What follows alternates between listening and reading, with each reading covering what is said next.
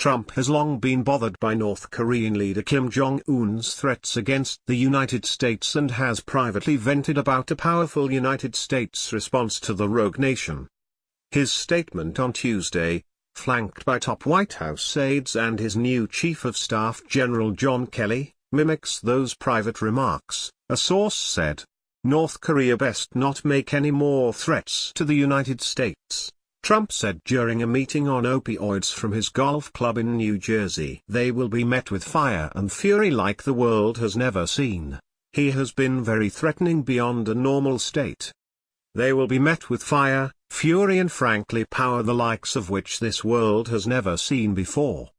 Trump's comment, which came shortly before North Korean officials threatened the United States territory of Guam with missiles, was criticized as too bellicose and direct by national security and defense experts who argued any conflict involving nuclear weapons called for calm and reserve. I take exception to the president's comments because you've got to be sure that you can do what you say you're going to do, Senator John McCain said in an interview with Phoenix radio station KTAR.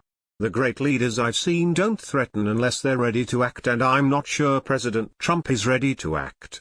White House Press Secretary Sarah Huckabee Sanders said in a statement that Kelly and members of Trump's national security team were well aware of the tone of the statement of the president prior to delivery. The words were his own.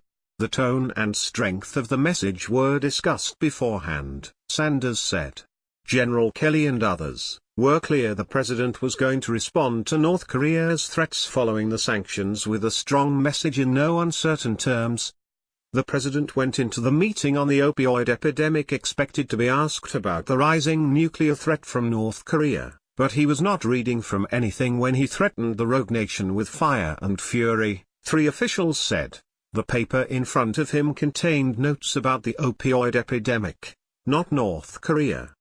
The tone of rhetoric Trump used, which has reverberated around the world and raised alarm among national security and foreign policy experts, did not surprise many around him, the officials said.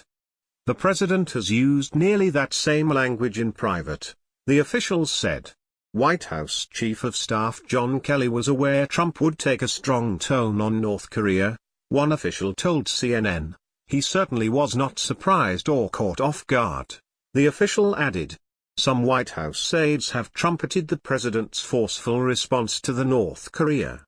This is analogous to the Cuban Missile Crisis, Trump aide Sebastian Gorka said in an interview with Fox News on Wednesday. He is saying don't test America, and don't test Donald J. Trump. We are not just the superpower, we were a superpower. We are now a hyperpower. Nobody in the world, especially not North Korea, comes close to challenging our military capabilities.